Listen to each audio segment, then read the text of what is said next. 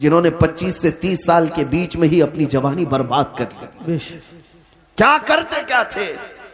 اس mobile کی دنیا میں داخل ہو کر انہیں ایسا لگتا ہے اب کوئی نہیں دیکھ رہا ہے، پورنوگرافی کرتے رہو، بے حیائی کی فلمیں دیکھتے رہو، ننگی تصویریں دیکھتے رہو. میرے عزیزوں، میں نے ایک ڈیٹا نکالا تھا لاک ڈاؤن کے موقع پر.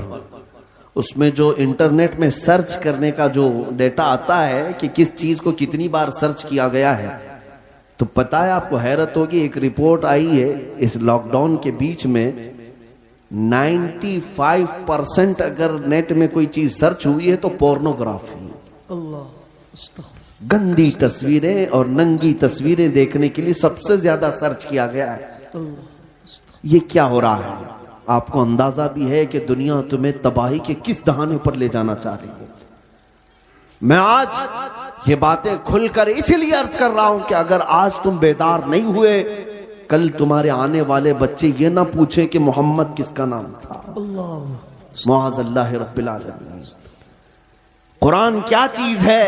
کیونکہ میں نے یہ جدہ میں، عرب میں، سعودی عرب میں ایک شیخ کو کہتے ہوئے سنا، عربوں نے اپنے بچے آسٹریلیا میں، امریکہ میں پڑھنے کے لیے بچپن میں ہی ڈال دیے تھے، اور جب بچے وہ جوان ہو کر کے آئے تو اپنے باپ سے اس بات پر لڑنے لگے کہ اللہ ایک ہی کیوں ہے.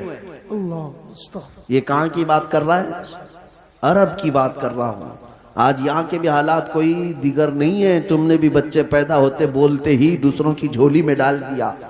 تم یہ چاہتے ہو کہ میرا بچہ فر انگریزی بولنے لگے تو بہت بڑے کمال کا بچہ ہے، بہت پہنچا ہوا بچہ ہے. تمہیں پتہ ہی نہیں کہ دنیا اپنے قدموں میں غلام بنانے کے لیے سارے ہتھیار لا کر رکھ چکی ہے. لیکن پھر بھی میں اپنی اس کشت ویراں سے مایوس نہیں. اس دنیا نے جو کرنا تھا سب کر لیا ہے. آپ کو پتہ ہے ہر اسکول میں، ایجوکیشن میں سیلیبس بدل کر کے کیا کیا چیزیں زہر کے طور پر ڈالی جا رہی ہیں، کیا کیا چیزیں ڈالی جا رہی ہیں. مسلمان بچوں کے ایمان کب کے تباہ ہو جائے. ایک اسکول کے ایک کتاب میرے پاس لائی گئی تھی، کافی سال ہو گئے، جس میں چوتھی یا پانچویں کی یا تیسری کی، اس میں انگلش میں ایک پوئم تھی جس کا مطلب یہ ہوتا تھا کہ خدا کبھی کبھار اترتا ہے، انگلش میں گاڈ اترتا ہے اور بیچ پر ناچنے والیوں کو غور سے دیکھتا ہے، کبھی وائن پیتا ہے. نعوذ باللہ من ذالک. یہ بچپن کے ان دماغوں میں اگر یہ چیز جائے. میں کتاب تلاش کرتا رہا، مجھے نہیں ملی.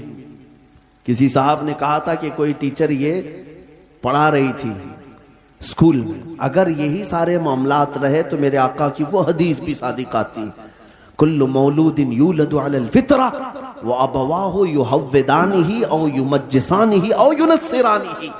ہر پیدا ہونے والا بچہ اسلام کی فطرت میں پیدا ہوتا ہے، لیکن اس کے ماں باپ اسے یہودی بنا دیتے ہیں، عیسائی بنا دیتے ہیں، یا آگ کا پجاری بنا دیتے ہیں.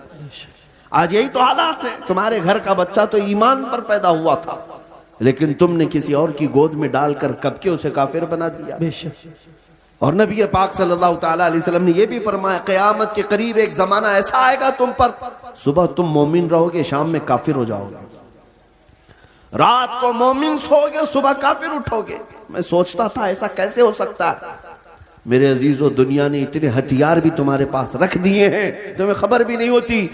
تم گانے سنتے سنتے سو رہے ہوتے ہو، کئی کفریہ کلمات اس میں آتے ہیں. رات کو تو ایمان والے تھے، صبح سن کر کے کافر ہو چکے. یہ دنیا جس کو تم دیکھ رہے ہو، اعلیٰ حضرت نے کیا خوب کہا، شہد دکھائے زہر پلائے، قاتل ڈائن شوہر کش، اس مردار پہ کیا للچائے، دنیا دیکھی بھالی ہے. اے نوجوانوں، یاد رکھنا ایک وقت آئے گا جب ہم سب کو اس دنیا کو ترک کر کے جانا ہے. اس بات کا یقین رکھو کہ ہماری سانسیں رکنے والی ہیں. ایک دن ہمیں باندھ کر کے لے جایا جائے گا. آج تم مسجد میں بلانے کے باوجود نہیں آتے، کل تمہارا کفن باندھ کر، رسیاں باندھ کر امام کے سامنے لا کر رکھ دیا جائے گا. زندگی بھر نہیں پڑتا تھا، لیکن اب امام تم پر پڑے گا. اور پھر جاؤ گے، کس سفر پہ جاؤ گے بتاؤ، کہاں جاؤ گے؟ کوئی ایسی جگہ تم نے ڈھونڈ رکھی ہے تو میں تم سے پھر بات نہیں کروں گا کہ مرنے کے بعد میں نے ایک سیف جگہ دیکھی ہے تمہارے پاس؟ تمہیں پتا ہے جانا تو وہی ہے جہاں سب پہلے والے بھی گئے، بڑے بڑے وقت کے پہلوان، بڑے بڑے مالدار جہاں گئے، جن کے پاس پیسوں کی ریل پیل ایسی تھی کہ وہ گھر بیٹھے جو چاہتے حاصل ہو جاتا، گھر بیٹھے۔ تمہیں پتا ہے سکندر اعظم ایک بادشاہ، دارا نام کا ایک بادشاہ، جب وہ مر رہا تھا تو اس نے ایک وصیت کی تھی، آدھی دنیا پر اس نے حکومت کی، اپنے چاہنے والوں سے کہا کہ جب میں مروں تو مجھے پورا دفن کرنا، لیکن میرے دونوں ہاتھ اوپر رکھنا، قبر میں اس کو دفن مت کرنا۔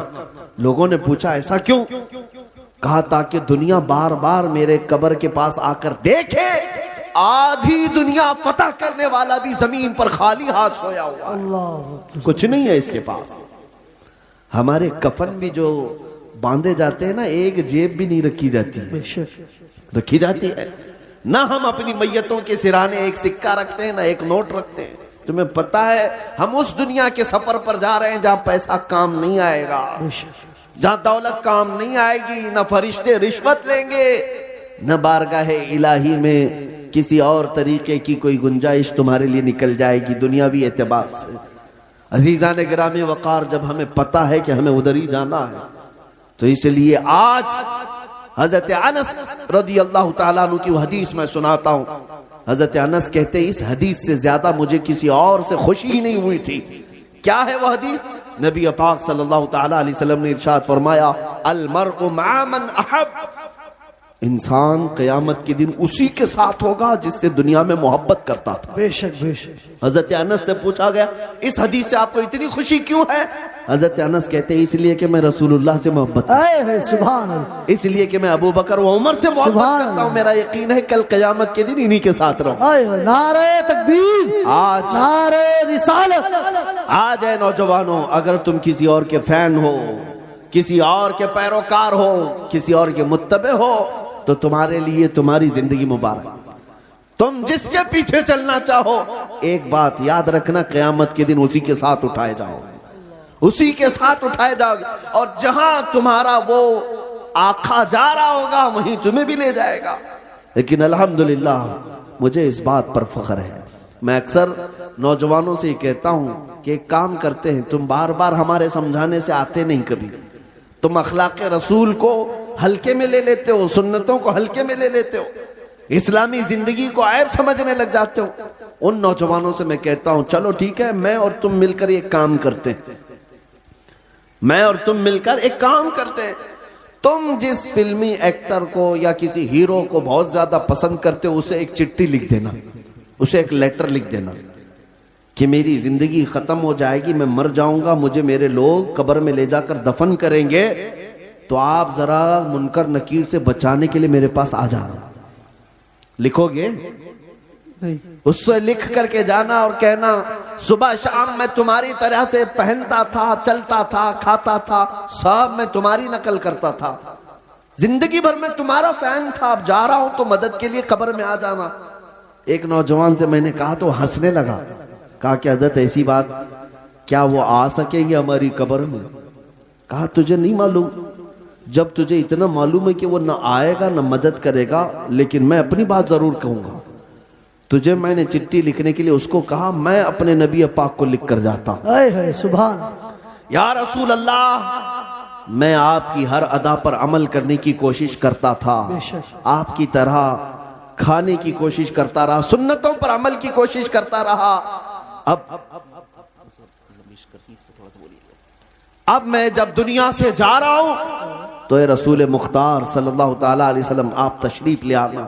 اے نوجوانوں مجھے بتاؤ، کیا نبی پاک کو اگر کوئی دنیا میں یہ بول کر جائے تو اللہ کے نبی قبر میں آئیں گے کہ نہیں آئیں گے؟ بے شک، بلکہ حضور تاج الشریعہ نے لکھ بھی دیا، یہ تو میں مثال دے رہا تھا آپ کو، حضور تاج الشریعہ نے لکھ بھی دیا اور اپنے نبی سے یہ کہہ کر کے بھی گئے، یا رسول اللہ میں مروں تو میرے آقا، یہ ملائکہ سے کہنا، میں مروں تو میرے آقا، یہ ملائکہ سے کہنا، اسے کوئی مت جگانا، ابھی آنکھ لگ گئی۔ سبحان، نعرہ تکبیر، نعرہ رسالت، مسلک اعلی حضرت، بستی بستی قریہ قریہ، بستی قریہ قریہ